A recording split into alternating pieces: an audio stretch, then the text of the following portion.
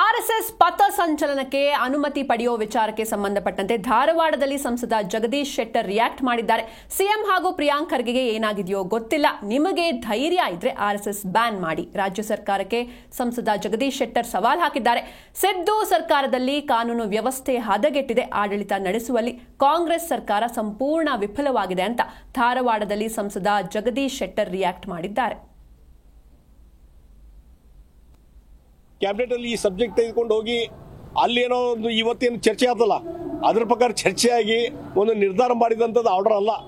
ಅವತ್ತು ಚಾಮರಾಜಪೇಟೆ ಬೆಂಗಳೂರದ್ದು ಯಾವುದೋ ಒಂದು ಶಿಕ್ಷಣ ಸಂಸ್ಥೆಯಲ್ಲಿ ಅಲ್ಲಿ ಜಾಗದಲ್ಲಿ ಒಂದು ಕಾರ್ಯಕ್ರಮ ಮಾಡ್ತೀವಿ ಅಂತೇಳಿ ಪರ್ಮಿಷನ್ ಕೇಳಿದಾಗ ಅದನ್ನ ರೆಫರ್ ಮಾಡ್ತಾರ ಶಿಕ್ಷಣ ಸಂಸ್ಥೆಗೆ.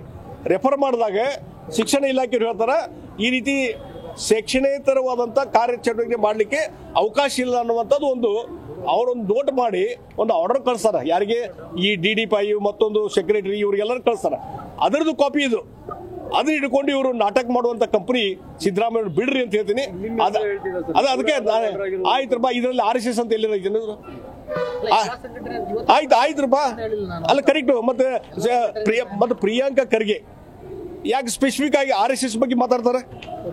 ಸ್ಪೆಸಿಫಿಕ್ ಆಗಿ RSS ಬಗ್ಗೆ ಯಾಕೆ ಮಾತಾಡ್ಬೇಕು ಅವರು? ನಾ ಕೇಳ್ತೀನಿ. ಈ 2013 RSS ಇದೇನು ಇಲ್ಲ.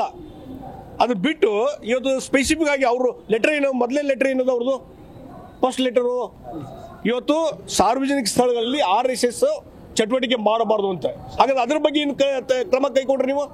ನಾ ಹೇಳ್ತೀನಿ, ಇವತ್ತು ಸಾರ್ವಜನಿಕ ಜಾಗಗಳಲ್ಲಿ RSS ಚಟುವಟಿಕೆ ಮಾಡುವಂಥದ್ದು ನಿಮಗೆ ಧೈರ್ಯ ಇದ್ರೆ, ನಿಮಗೆ ಅದ್ರ ಗಡ್ಸಿದ್ರೆ ಬ್ಯಾನ್ ಮಾಡ್ರಿ. ಮಾಡಕೈತಿನೋ ಇಲ್ಲ, ಅದು ಬರುವುದಿಲ್ಲ, ಕಾನೂನು ಬಾಹಿರ.